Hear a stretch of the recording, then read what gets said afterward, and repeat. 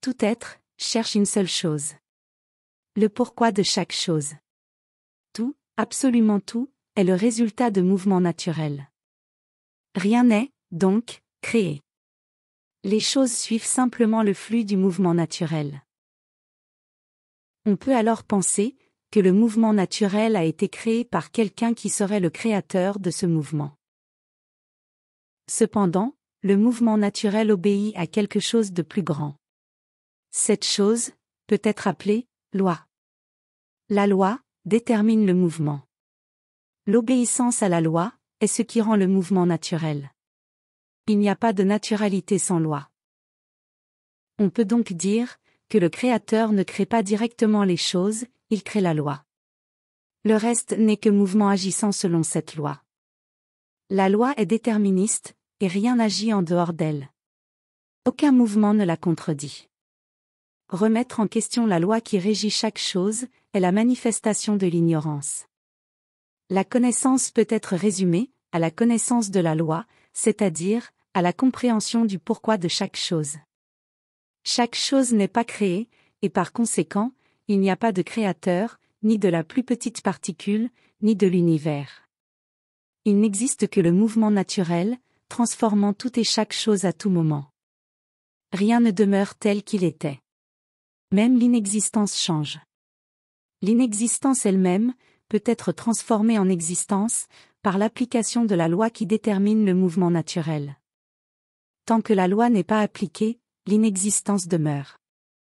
Mais une fois que la loi entre en action, tout et n'importe quoi subit des transformations. Et en se transformant, cela cesse d'exister tel que c'était, car cela obéit à la loi du mouvement naturel de la transformation.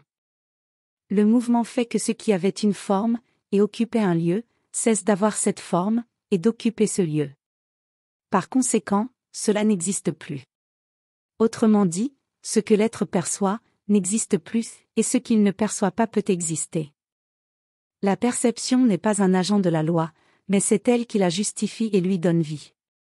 Sans perception, la loi n'existe pas.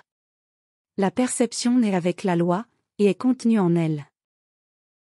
Comprendre la perception est un chemin pour comprendre la loi. Comprendre la loi, c'est connaître le pourquoi de chaque chose, le pourquoi de l'univers, et par conséquent, le tout, et le pourquoi du tout. L'inexistence, tant qu'elle n'est pas transformée, existe. Lorsqu'elle est transformée, elle peut être perçue. Cependant, comme rien ne demeure tel que c'était, elle cesse d'exister, et retourne à l'inexistence.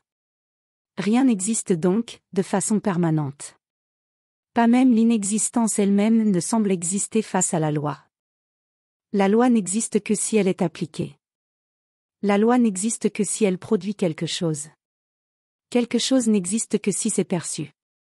Ce qui est perçu, n'est déjà plus ce que c'était.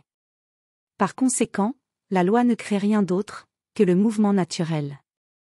Et le mouvement naturel n'existe pas sans la loi. Le mouvement naturel ne crée rien, il transforme seulement tout et n'importe quoi.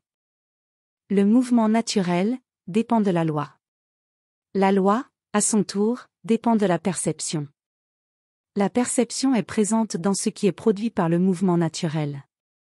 Ce qui est produit se transforme immédiatement, générant ainsi une nouvelle perception. La perception précédente est remplacée par une nouvelle.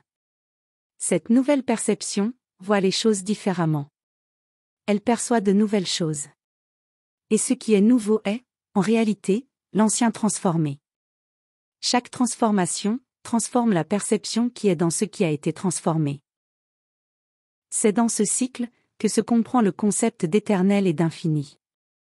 L'infini et l'éternel ne peuvent être compris que par l'existence du mouvement naturel et par la loi qui le régit.